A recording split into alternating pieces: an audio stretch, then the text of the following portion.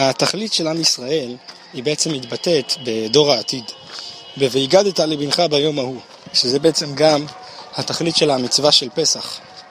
"ויגדת לבנך ביום ההוא, בעבור זה עשה השם לי בצאתי ממצרים".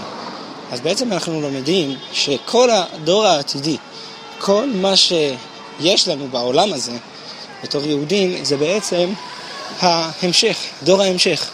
הילדים הקטנים, לחנך אותם וליישר אותם באופן הטוב והטהור ביותר. לא תמיד מצליחים בחינוך הזה. צריך הרבה תפילות, הרבה דברים כדי להצליח בדבר הזה.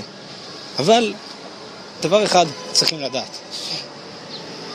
אם בן אדם לוקח את הדבר הזה של חינוך ילדים בתור פרויקט חיים, זאת אומרת שהוא מבין שזה התכלית של החיים. זאת אומרת שהוא מבין שכשאני עוסק בחינוך הילדים, זה מעל הכל, מעל הביזנס, מעל הפרנסה, מעל כל דבר שיש בעולם, אז הוא יכול יותר להצליח. ולמה? כי אם דבר שאתה לוקח אותו בתור פרויקט חיים, ואתה משקיע עליו את החיים, אז בדרך כלל כשמשקיעים בדבר, יש תוצאות. אבל אם אתה לא משקיע בדבר, איך תרצה תוצאות בדבר שאתה לא משקיע בו?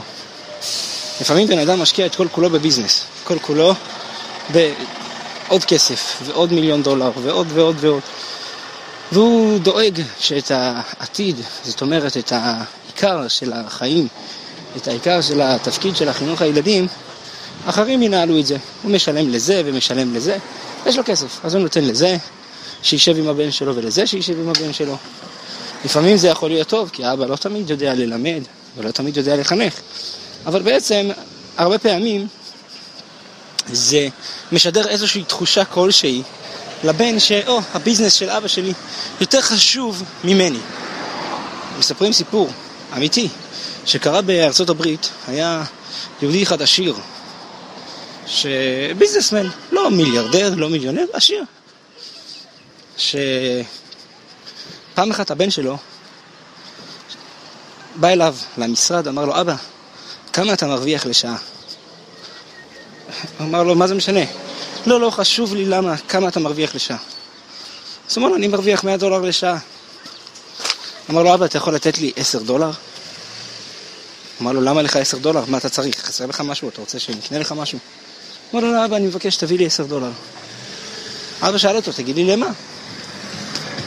הוא אמר לו, אבא, תקשיב, אני חסכתי, יש לי $90. חסר לי עוד $10 להגיע ל$100. אני רוצה לתת לך $100 בשביל שתשב איתי שעה אחת. אף פעם אתה לא יושב איתי, תמיד אתה עסוק עם עסקים, עם ביזנס, עם דברים אחרים. פעם אחת תשב איתי. קח $100 ותיתן לי שעה.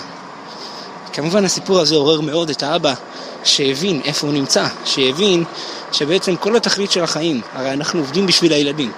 בשביל מי בן אדם עובד? אדם לעצמו לא צריך כל כך הרבה.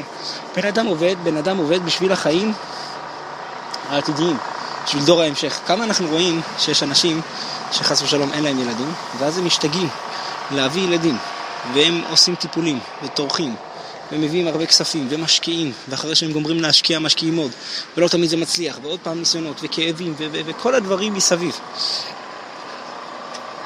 כל זה בשביל להביא ילדים.